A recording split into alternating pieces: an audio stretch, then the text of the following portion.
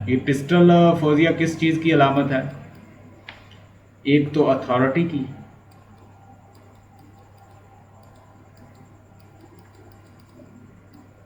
और एक किसकी अलामत है? डेंजर की,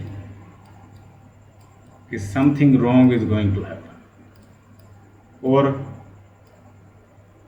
उसके गैबलर जो है, ख़ानदान जो है, गैबलर फैमिली की।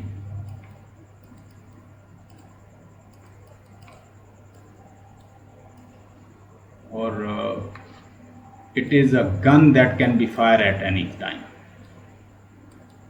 Gun that can be fired. Ibsen जो है हर प्ले में तकरीबन वो गन को दिखाता है। तो ये वाहद प्ले है जी जिसमें उसकी गन जो है फायर हो गई है। वो चेरी ऑर्चर्ड का जो राइटर है एंटन चेखव ने इसके ऊपर इसको रिमार्क्स दिया है कि इब्सन हर तकरीबन प्ले में गन का शो करता है। तो ये सारी चीज़ें जो है, सिंबल अथॉरिटी की सिंबल, खौफ की symbol, gun that can be fired at any time, ये होता है ख़तरा, कि एक मंडला रहा है ख़तरा हर वक्त। और जज ब्राक को भी पहले दिखाती है, जज ब्राक, और एक साइकोलॉजिकल करैक्टर है हेनरिक एब्सन जो था। Basically he was a feminist writer, and being a feminist he rights in the favour of the females, and he suffered like these because his mother, she also suffered like that, and he writes in the favor of the female because since female they suffer a lot and they are doing a lot of effort, being a wife, being a sister, being a mother, and she perform various tasks. She is not alone, she is having multiple personality, she suffer a lot, and being a feminist, he supports, even he supported feminism in one of the play To the Lighthouse. And here the character is Nora, and Nora, she suffered a lot. She had a promise with her husband that they will not take loan, but somehow he fell ill, and he was admitted in a hospital, and she took some loan from the friend of her husband. What happened? The guy she took loan, he started blackmailing. He said that I will tell your father, your husband, you have taken loan from me, you should have some physical relation with me, and she rejected. She told all story to her husband. As she told, he takes him a prostitute. He said that you are a prostitute. You had illegitimate relation with my colleague. So upon this, she got furious, and she said that I am no more living with you. And he asked your wife, your mother, you can't break this shackle, and she breaks shackle. तो ये क्या बताना चाह रहा है कि औरतों को बांधा हुआ है, किस तरह? मदर बना के, वाइफ बना के, सिस्टर बना के, और बहुत सारे क्लेम्स जो हैं, और उनको एक प्रिजन में डाला हुआ है। And he wants that there must be an anticipation, there must be emancipations, independence and freedoms and liberty for the female। ये इस तरह की कोई बात करता है। तो ये एक मॉडर्न राइटर है, इन चीज़ों को डिस्कस करता है, और साथ ये एक साइकोलॉजिकल इशू को डिस्कस करता है, साइकोलॉजी दिखाता है, फीमेल की साइकोलॉजी की बात करता है, उनके साइकोलॉजिकल इशू, जिनको हमारे पाकिस्तान में इस चीज़ को तो कोई इशू ही नहीं समझा जाता। लेकिन आने वाले दौर में, ये मैं आपके साथ प्रेडिक्शन कर रहा हूँ, जैसे सोशल मीडिया बढ़ रहा है ना, ये साइकोलॉजिकल इशू इतने हो जाएंगे, स्पेशली अपने कंट्री में, कि आप गिन नहीं सकेंगे, आपको इतने साइको पेशेंट मिलेंगे, क्योंकि सोशल मीडिया ने इतना परेशान कर दिया है कि इंसान को समझ नहीं आती कि वो क्या क्या करे। मल्टीपल टास्क करना चाहता है, तो वो सारे यूनानिमसली आल टुगेदर वो इंसान के लिए मसला बनेगा। मॉडर्न मैन का मसला एक ये भी बना हुआ है, टू बी और नॉट टू बी, क्या करे और क्या ना करे। As Shakespeare said, to be और not to be, this is a question, कि मैं ये करूं या ना करूं, करूं क्या करूं, तो फिर क्या सिलेक्शन करनी है, मल्टीपल चीज़ें हो तो वहाँ पे सिलेक्शन करनी भी मसला हो जाती है। वैरायटी बहुत ज़्यादा आ गई हैं, ठीक है, फील्ड मल्टीपल निकल आए हैं, तो बहुत सारे मसले मसाइल मॉडर्न मैन के साथ हैं। तो इस तरह ये साइकोलॉजिकल इशू को भी डिस्कस करता है, जो कि हेडा गैबलर एक ऐसे लगता है कि जैसे साइकोलॉजिकल करैक्टर है। साइकी जो है उसकी, वो क्या करती है, पहले तो वो करैक्टर के साथ रिलेट होती है, उसको अपने कंट्रोल में करती है, मैनिपुलेट करती है, यानी पहले तो उसके साथ एक लविंग अफेयर बना लेती है, फिर जैसे ही वो लविंग होती है, लविंग अफेयर बनाती है, तो फिर हम देखते हैं कि उसी करैक्टर से वो उतना ही दूर होती है। पहले वो लव बॉग को क्या कहती है कि लव बॉग के साथ उसने जो भी अपना रिलेशन था वो बनाए रखा, और फिर लव बॉग जब थोड़ा सा मूव फॉरवर्ड हुआ तो उसे उसने पिस्टल दिखाया, उसको पिस्टल दिखाया, वो दौड़ गया। फिर उसके बाद वो चला गया और वहाँ पे जाके कहीं वो थिया के पास चला गया, उसके बच्चों को ट्यूशन पढ़ाता रहा, और अल्टीमेटली जो मिसेस एलिस्टेड थी उसके बच्चों को ट्यूशन पढ़ाता रहा, उसके साथ रिलेशन बना लिया, और उसके बाद उसने उसको गाइड किया, उसने कोई बुक लिखी और बुक बड़ी प्रोमिनेंट हो गई। अब वो वहाँ से भी कहीं आ गया है, पीछे ही थिया आ गई है, और वो थिया जो है उसको परस्यू करती फिर रही है और उसके बारे में मालूमात हासिल करती फिर रही है, और इवन के वो मिस्टर टेस्मैन से भी पूछती, तुम्हारा दोस्त है यहाँ आया होगा, क्योंकि उसकी जो बैकग्राउंड है वो उसका ड्रंकर्ड लोगों के साथ था, तो यहाँ पे फिर कहीं इस एरिया में आके वो वैसी ही हैबिट में ना पड़ जाए, तो मैं उसके बारे में मालूमात लेनी है। जब कोई फीमेल इस तरह किसी मेल के पीछे जाए तो आप खुद अंदाज़ा कर सकते हैं कि वो उसके बारे में क्या सोचेंगे। They will be thinking that they have a relation, and what kind of relation, husband wife, not if they are not husband wife, they will be having some illegitimate relation, some affairs। तो इस तरह अब हैडा भी इसके बारे में, चूंकि she herself she had been affair with that person, तो वो खुद भी एक अफेयर में रही है उसी शख्स के साथ, तो वो समझती है कि ये किस तरह का बंदा है, ये क्या क्या कर सकता है, वो सब कुछ जानती है।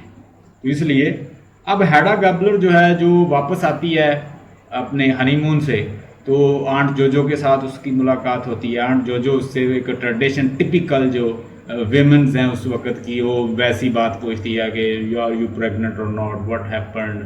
सो उसके बारे में हमने लाट एक रेफरेंस टू द कॉन्टेक्स्ट भी पढ़ा। तो इसमें बहुत सारी चीज़ें जो है सिंबल इस्तेमाल हुई हैं। एक तो बार बार जो उसका विंडो के पास जाना, विंडो के पास भी जाती है ना। सो दिस ये यहाँ इस असाइनमेंट में तो नहीं लिखा हुआ, लेकिन मैंने उस के अंदर पढ़ा है। ये विंडो के पास जाना जो है ये फ्रस्ट्रेशन की अलामत है।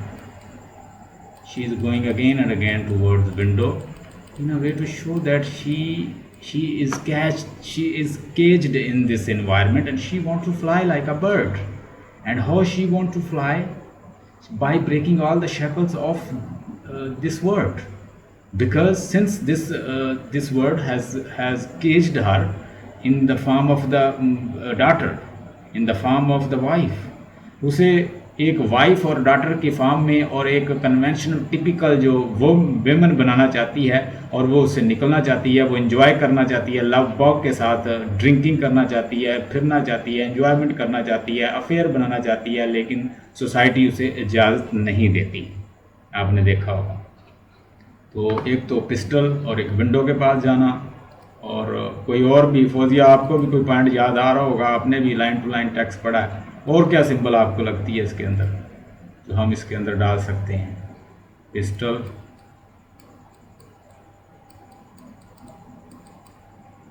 विंडो,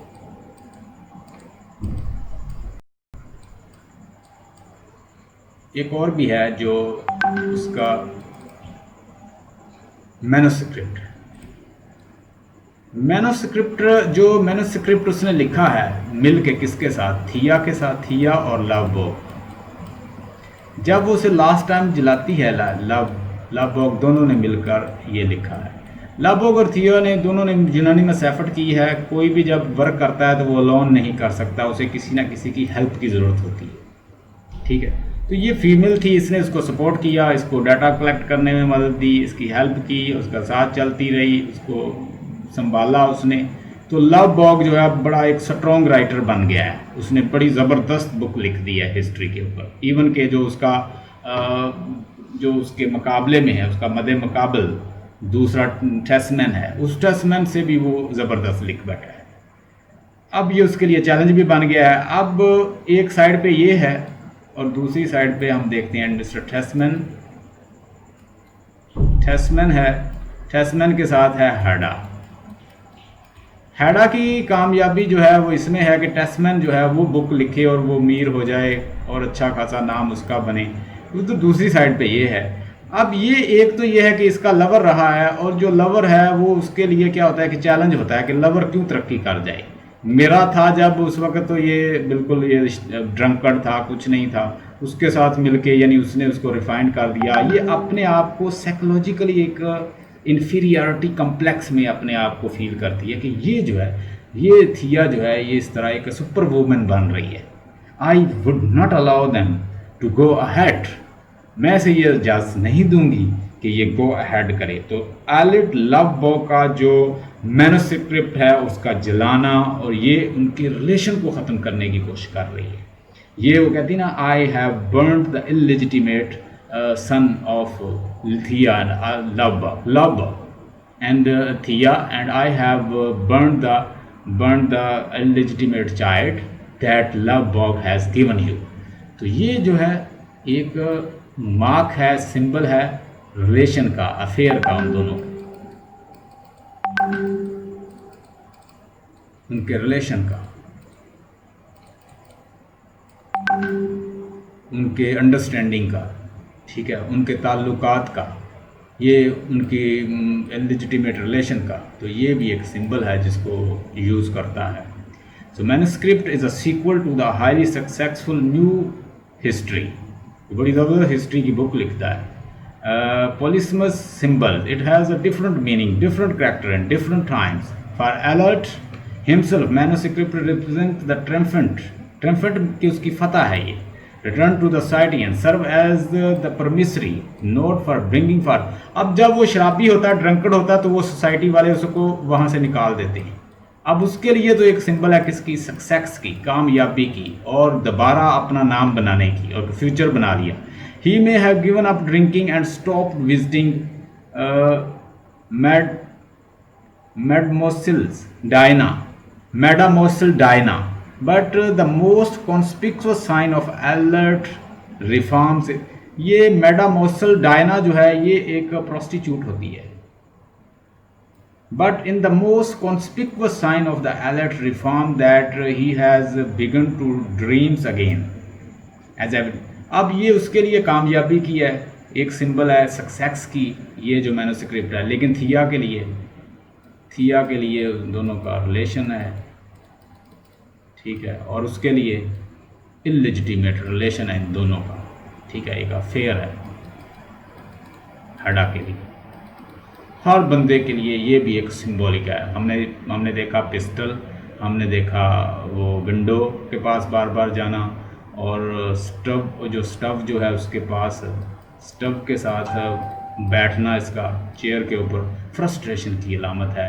विंडो के पास जाना फ्रस्ट्रेशन की अलामत है। एक और यहाँ पे सिंबल इस्तेमाल हुआ है, वो भी मैं आपको बताता हूँ।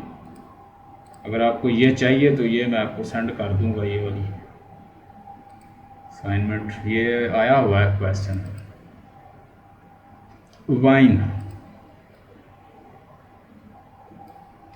repeatedly mentions in the dialogue. The image, the wine leaf, captures the romance of idealism which Hedda Gabler still view Alert Lovebird, her sweetheart. The symbol is a kind of the highbrows inside between the two of them, since Alert mentions that the Hedda used to refer the wine leaves in his hairs, that they are together. In the days, Alert was a hard-drinking bohemian with the reputations of the trouble, but Hedda remembers and reimagines him a mythological terms, the wine's leaf. अच्छा, एक God है, डोनिसिस God है Greek का, ये इसको Bacchus कहते हैं, ये हमने पढ़ा था बैकस।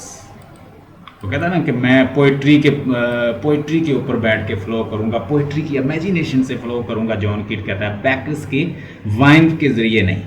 तो ये एक हमें ये भी एक सिंबल है बैकस का, डोनिसिस गॉड का, जो गॉड जो है अपने छकड़े पर बैठा हुआ है, बहुत सारे अटेंडेंट है उसके साथ, और शराब पीता है, शराब का गॉड है उनका, ये भी गॉड है, रोमन गॉड बैकस जो है ये वाला, उसकी भी हमें इसको भी सिंबलाइज करता है। It is important to understand however the Hedda does not glorify Alert's drunkardness पर as merely romanticize the good quality.